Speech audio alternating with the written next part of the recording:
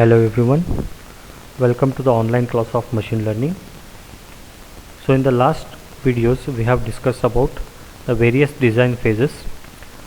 We have discussed about the first design phase, that is choose the appropriate target function, and the first step was choose the appropriate learning task, okay, learning experience.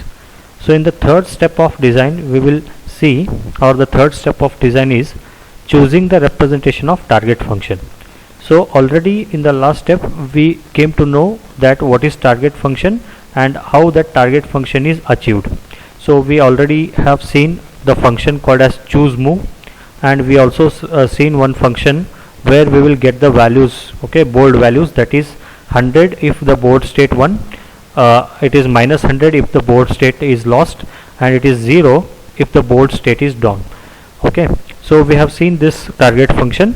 Now we have to represent this target function in a linear fashion by using this linear mathematics. Okay, so now look at how this target function is, how to represent this target function is, we first have to check how many board features are there.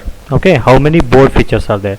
So for example, here the author has taken 6 board features. You can also extend for 7, 8 like this. So example, he has taken 6 board feature, and the first board feature he has taken is number of black pieces on the board, on the chessboard. So he has taken number of black pieces, how many black pieces are there at a given point of time or at a given state, right? So x2 represent the number of red pieces on the board. So at a given state, how many red pieces are there, or opponent, you can also change it as white pieces, black and other pieces are white pieces. So here he has taken red pieces. Okay, and x3 represent number of black kings on a board, x4 represent the number of red kings on a board, x5 represent the number of black pieces threatened by the red.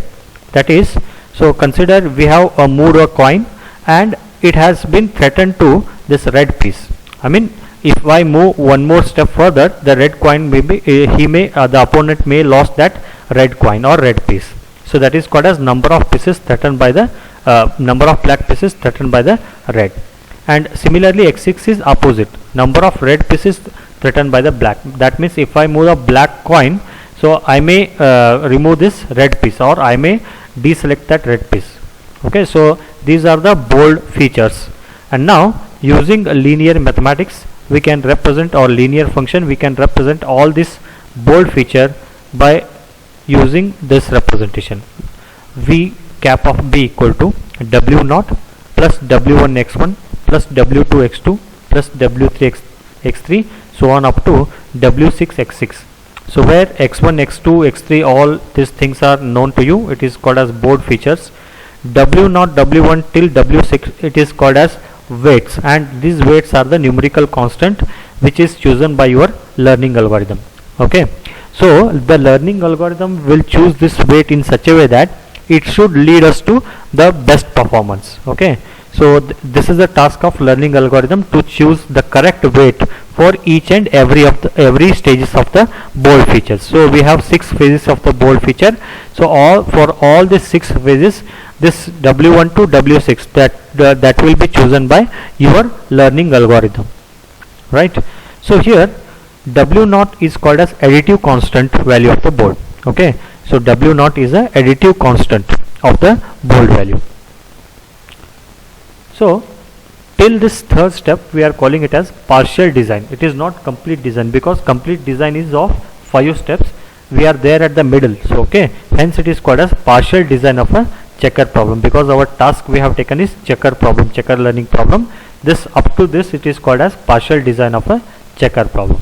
So what was our task? We already have seen what is task, what is performance and experience. So task is playing checkers. Our performance measure, already we know that percentage of game won in the world tournament, and then training experience E, that is games played against itself, right? That's how the machine will learn. And we have also set our target function, that is V. So bold tends to R is nothing but real value, and what are the real value, we already learned that.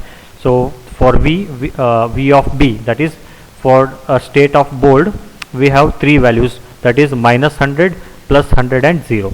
right? And then we have represent this target function by using linear mathematics like this, where w0 till w6 are called as weight or a constant value, and this constant value will be chosen by your learning algorithm. So these are the three steps of design phases of machine learning. So this completes the third step. So if you have any doubts, you can post the comment or you can ask in a WhatsApp group. Thank you.